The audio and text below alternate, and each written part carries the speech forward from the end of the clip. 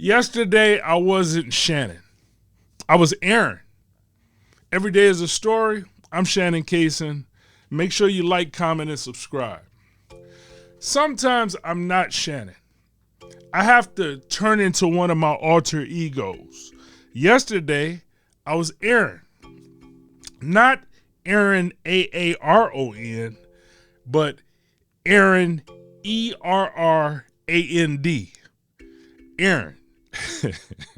I become Errand for my elders. It's just something I do to keep me patient, keep me emotionally regulated while I'm caretaking.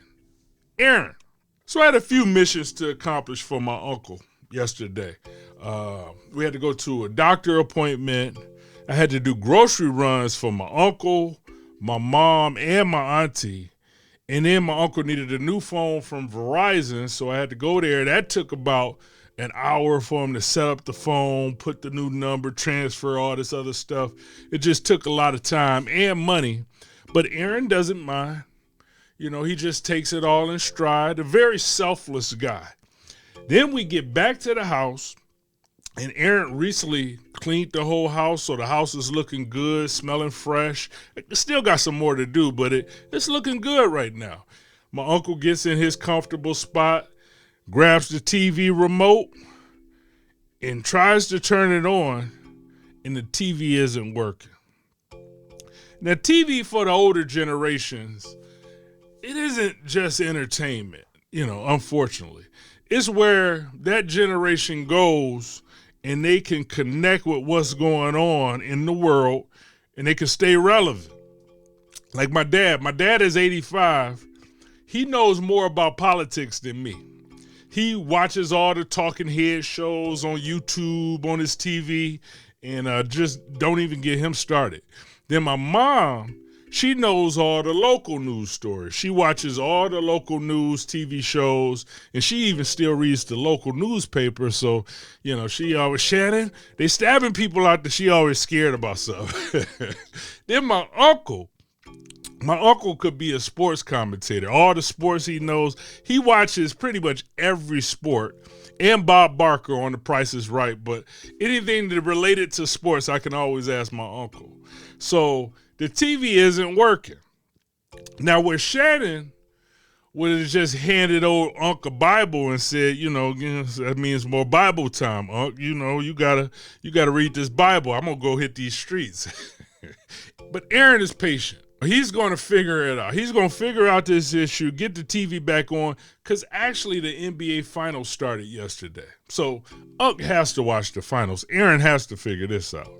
But I get on the phone, I call Xfinity, and who knew that would take over 2 hours? And that's 1 hour of me trying to speak clearly enough to this bot on the telephone so it can move me through the process. I'm totally cold switched. I think I speak pretty clearly, but I'm totally cold switched to get through to this bot.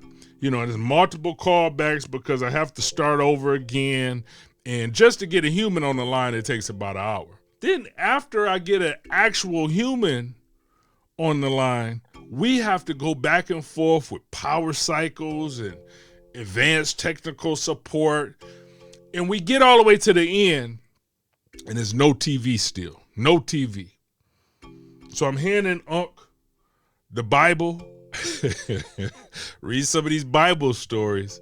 And I did hook up the old-fashioned antennas, like the old-fashioned TV antennas to the TV, so he could watch the NBA Finals, because the NBA Finals was coming on ABC.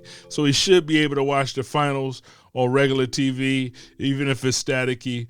But the people at Xfinity said they would come on Friday to fix the box between 9 and 6 p.m., which is crazy.